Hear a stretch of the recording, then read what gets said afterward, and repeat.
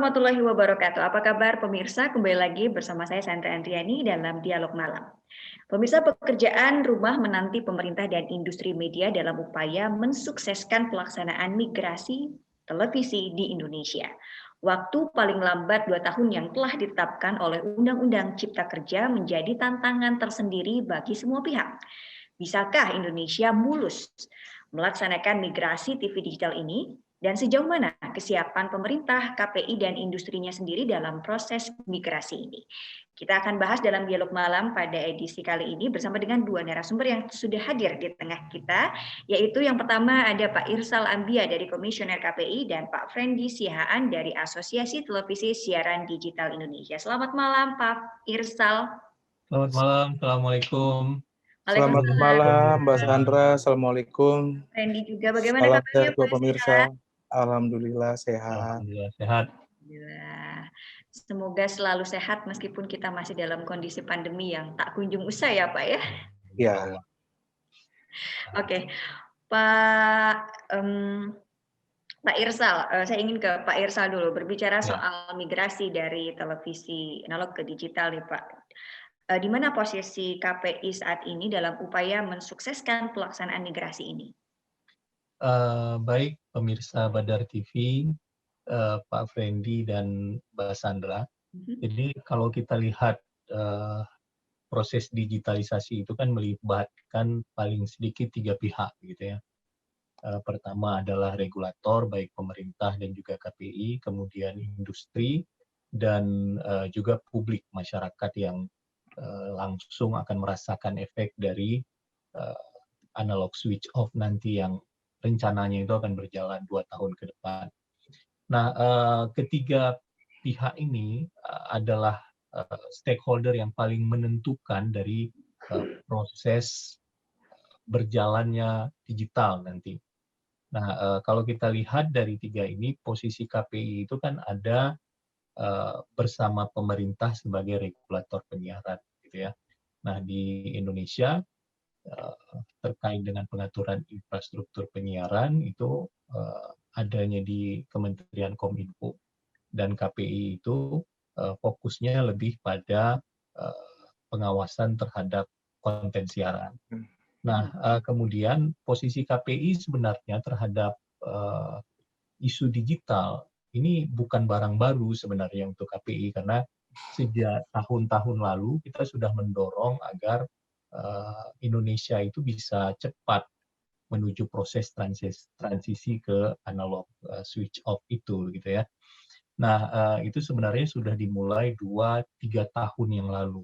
Nah, kita sudah mendorong itu, kemudian kita juga sudah membuat roadmap-nya dan terakhir di tahun lalu, tahun 2020 melakukan sosialisasi ke publik gitu ya, sosialisasi tentang televisi digital. Karena kita tahu bahwa masih banyak publik yang belum paham benar dengan televisi digital. Nah, kepentingan KPI terutama adalah bagaimana menjaga sistem penyiaran nasional ini bisa menghasilkan kualitas konten yang lebih baik melalui pemanfaatan sistem teknologi digital. Kemudian KPI juga concern-nya adalah bagaimana bisa memberikan pertumbuhan bisnis yang cukup baik gitu ya bagi perkembangan industri penyiaran ke depan. Sehingga diharapkan dengan adanya teknologi digital ini bisa lebih menumbuh kembangkan industri penyiaran tidak hanya berpusat di Jakarta saja, tetapi juga bisa menumbuhkan sistem atau pertumbuhan industri penyiaran di seluruh Indonesia begitu. Sehingga tidak hanya penyiaran yang bersifat sentralistik hanya di Jakarta saja. Nah, itu beberapa hal penting sebenarnya yang menjadi isu utama di Komisi Penyiaran Indonesia dan kita sebenarnya sudah berbicara ini sejak beberapa tahun yang lalu. Nah, kita berharap agar proses transisi ini itu bisa berjalan baik dengan sinergitas dari 3 stakeholder penting tadi yang sudah saya sampaikan. Begitu Mbak Sandra.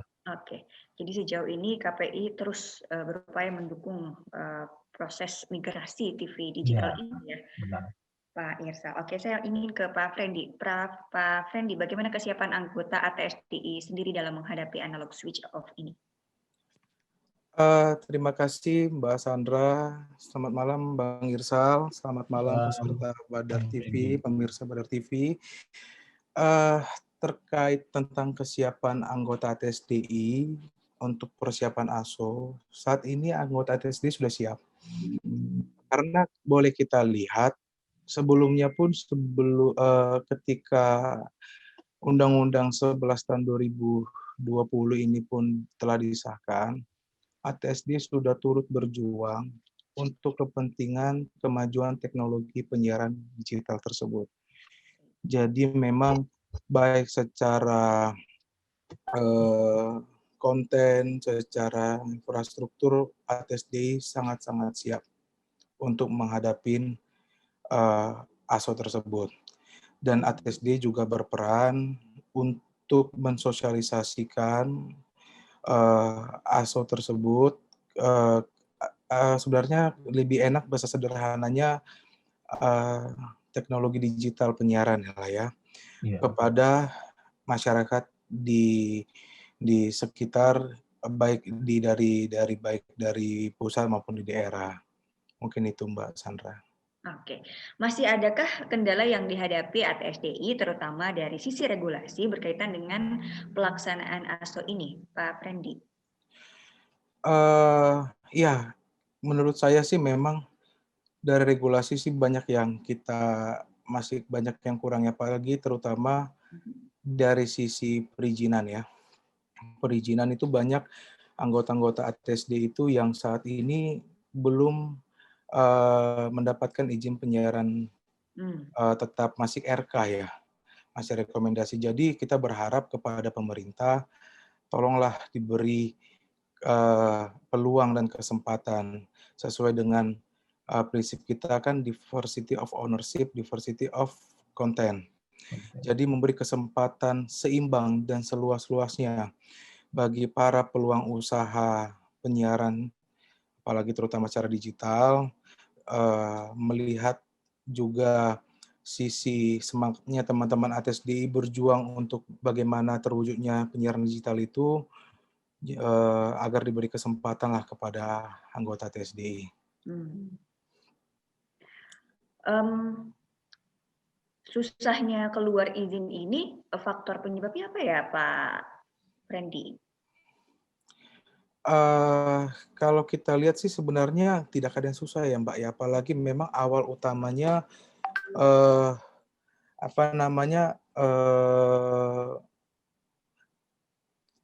tujuan Undang-Undang 11 2020 adalah penyederhanaan perizinan. Ya kan? Tinggal bagaimana semangat dan niat para pemerintah, yang dalam hal ini adalah Kominfo, memberikan kesempatan kepada peluang-peluang usaha ini untuk mendapatkan legalitas atau legal standing mereka untuk dapat bersiar secara digital. Karena kan dari sisi RK aja mereka juga bukan nggak bersiar, mereka bersiar, ya kan? Tapi itu mereka sudah melihat bertahun-tahun, Mbak. Bertahun-tahun dari tahun 2013 ada puluhan izin yang belum naik tingkat ya, seperti itu. Jadi ya saya rasa sih tinggal dari pemerintahnya lah untuk memberikan kesempatan kepada peluang-peluang usaha penyiaran itu untuk mendapatkan izin legalitas mereka, seperti itu. Oke. Tapi mungkin masih banyak masyarakat yang belum tahu RK ini apa sih, Mas Frendi? Itu masih rekomendasi kelayakan ya untuk bersiar. Rekomendasi kelayakan. Ya.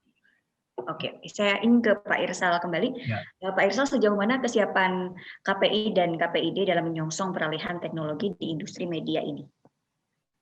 Ya, yang pertama tadi kita sebenarnya apresiasi buat ATSDI ya.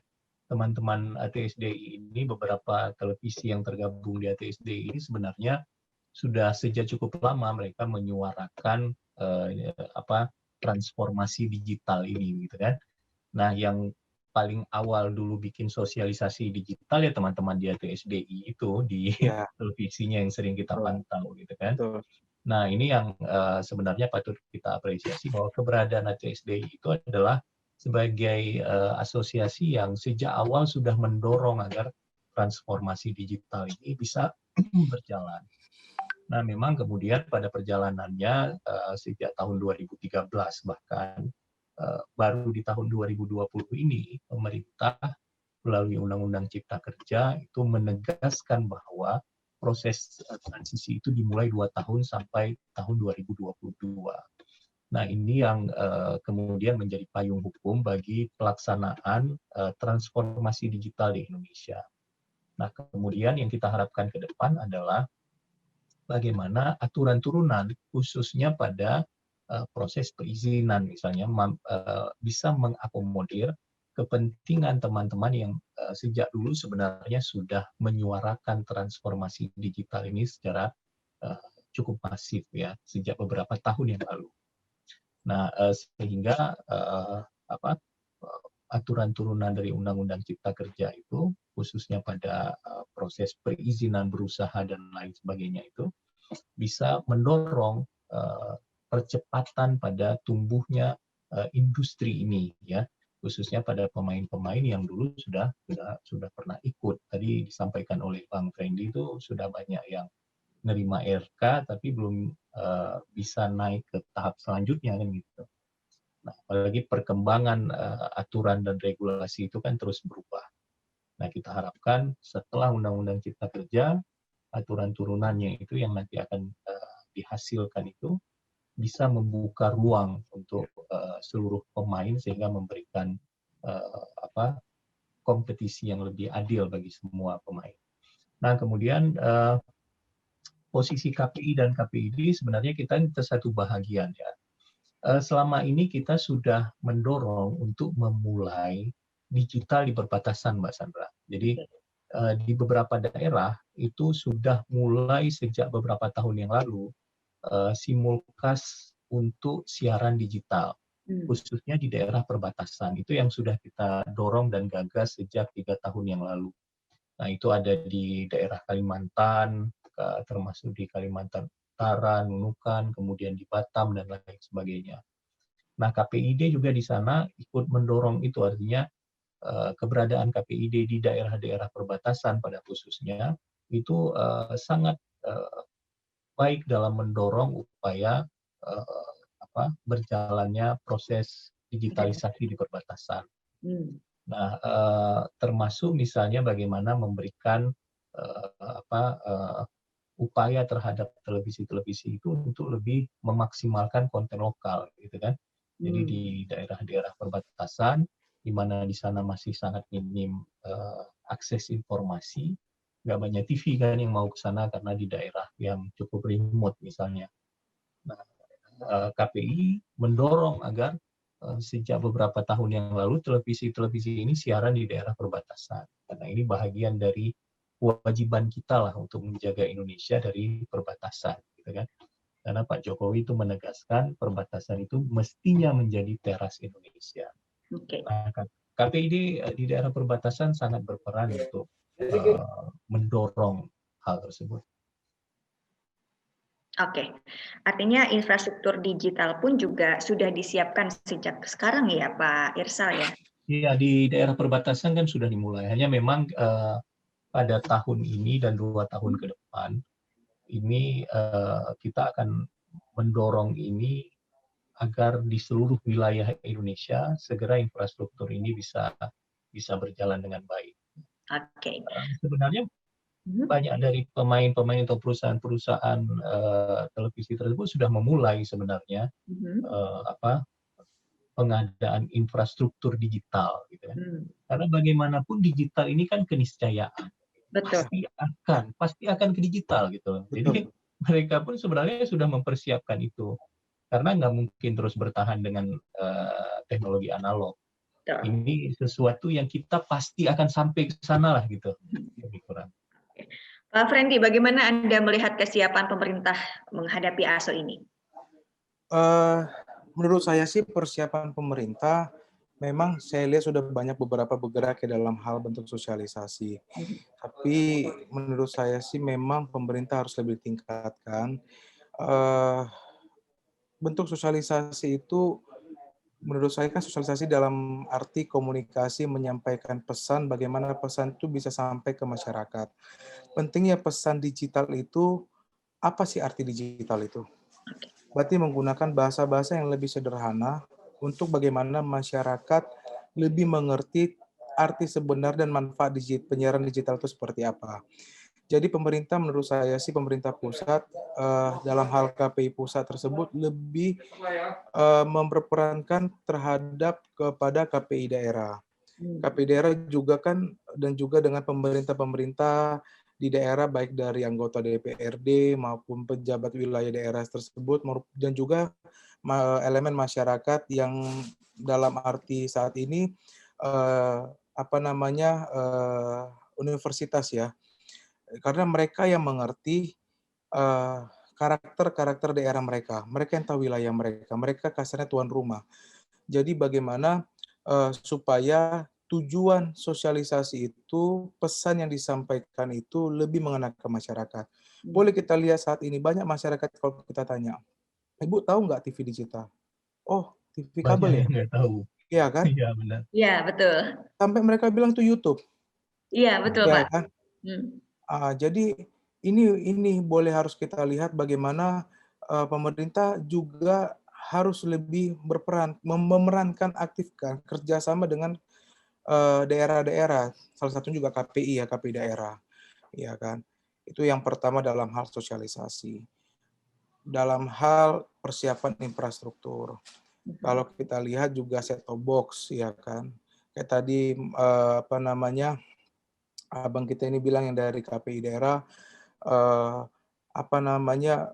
baik digital ini, baik dari kita harus mengganti TV ataupun TV yang lama masih bisa dipakai dengan bantuan set-top box. Jadi harus kita lihat juga pemerintah kesiapan pabrik set-top box itu kesiapannya seperti apa, teknis pembagiannya seperti apa, kan seperti itu. Jadi biar masyarakat pun juga merasakan, ikut menikmatin penyiaran digital ini seperti apa. Yang paling utama saya juga mengucapkan terima kasih ya kepada pemerintah, termasuk DPR RI dan Bapak Presiden, yang dalam hal ini juga bekerja keras, apalagi saat COVID ini ya, negara memang resesi biaya ya. Betul. Di sini memang banyak keuntungan-keuntungan Undang-Undang Cipta Kerja 11 tahun 2020 yang sangat bermanfaat demi kepentingan negara, terutama tentang digital ini, di mana memang adanya keuntungan negara baik dari PNBP dan PDB rasional kita, dan terbukanya peluang usaha-usaha baru. Ya kan, ini kan menimbulkan roda perputaran ekonomi kita semakin berjalan, kan seperti itu. Apalagi kalau kita melihat analog off itu di tanggal berapa? 2 November 2022. Di sini kita kalau kita lihat nggak terasa. Jangan kita lihat masih lama, waktu berjalan. Ya kan? Kadang kita rasa tadi pagi kita bekerja, tiba-tiba udah malam aja. Ya kan? Harusnya kita lebih mempersiapkan secara spesifik, baik dari teknis maupun teknis dalam hal sosialisasi maupun infrastruktur, seperti itu. Jadi saya berharap juga kebetulan ada abang kita di sini dari KPI daerah, satukan kepada KPI daerah lain untuk bergabung mendorong kepada pemerintah pusat. Kami ada di sini. Kami mengerti lingkungan kami seperti apa. Kami tahu bagaimana cara mensosialisasikan dengan karakter daerah kami masing-masing. Nggak bisa kita samakan karakter daerah Jakarta dengan Medan. Bukan begitu, Bang ya? Ya kan, karakter Medan dengan Jawa Barat, karakter Jawa Barat dengan daerah yang lain, Jawa Tengah, dan yang lain sebagainya. Nggak bisa kita samakan. Baik dari sisi bahasa pun seperti itu. Dari karakter masyarakat juga seperti itu. Jadi itu saya cuma harapkan pemerintah juga harus memperan aktifkan, baik dari sisi pemerintah daerah maupun elemen masyarakat, untuk berperan aktif dalam mensosialisasikan penyiaran digital ini, migrasi digital ini. Oke, Bang Frendy dan Bang Irsal, kita akan diskusikan kembali topik bahasan kita pada dialog malam kali ini, tapi kita harus jeda dulu sesaat, jadi jangan kemana-mana, tetap di dialog malam.